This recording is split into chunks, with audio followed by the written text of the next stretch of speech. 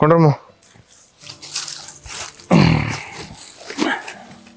ಮಾಮ ನಿಮ್ಮೊಂದು ವಿಷಯ ಆಯ್ತು ಬೇಜಾರಾಗಬೇಡ.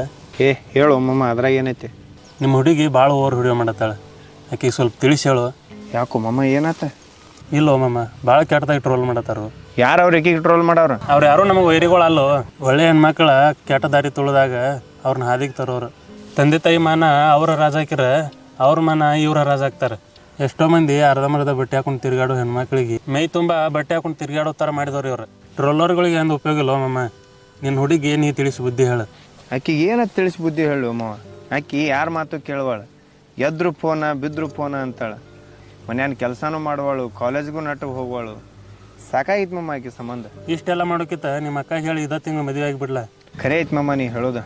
ಅಟ್ಟ ಮಾಡ್ಬೇಕು, ಅಟ್ಟ ಮಾಡ್ತೀನಿ ನಾನು. ನಡಿ, ನೀರು ಹಸಿದು ಮುಗಿದಿರ್ಬೇಕು.